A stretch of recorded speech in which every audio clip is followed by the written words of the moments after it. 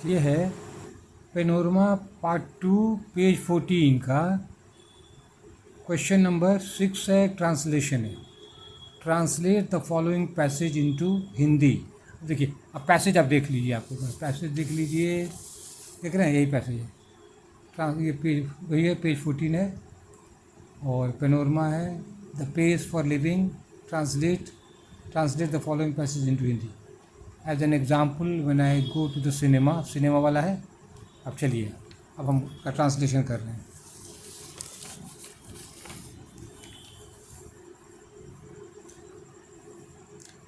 देखिए क्या उदाहरण के रूप में, जब मैं सिनेमा जाता हूँ अपने को एकदम अंधकार में पाता हूँ।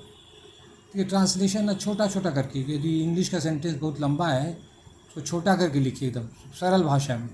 जरूरी नहीं कि वहाँ का अंग्रेजी में सेंटेंस लंबा है तो आप भी लंबा कीजिए, नहीं। आपको विचार को ट्रांसलेट करना है, इस बात को याद रखिए, विचार को ट्रांसलेट करना है। हम भी सरल छोटे छोटे सेंटेंस में कोशिश कर रहे हैं। उदाहरण के रूप में, जब मैं सिनेमा जाता हूँ अपने को एकदम अंधकार में पाता हूँ, तो यह 3 मिनट के बाद मुझे अपनी पत्नी की ओर मुड़ना पड़ता है।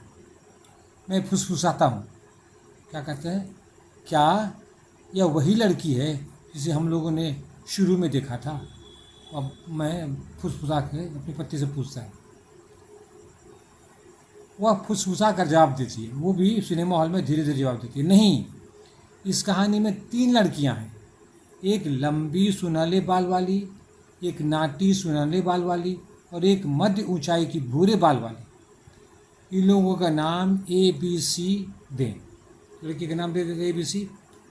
हीरो वह आदमी है जो अपनी टोपी उतार कर घर प्रवेश करता है।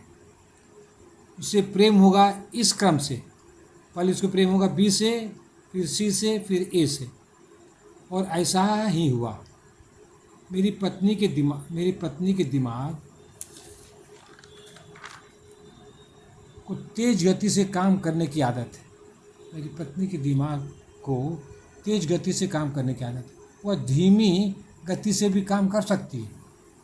अब देखिए, मैं यह कहना चाहता हूँ कि सिनेमा हॉल के अंदर अधिकतर लोग तेज दिमाग रख सिनेमा की कहानी समझ लेते हैं।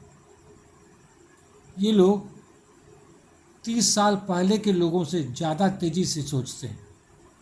यदि ये लोग तेज़ी से नहीं सोचेंगे तो आधुनिक युग में नहीं जी पाएंगे। That's all, thank you.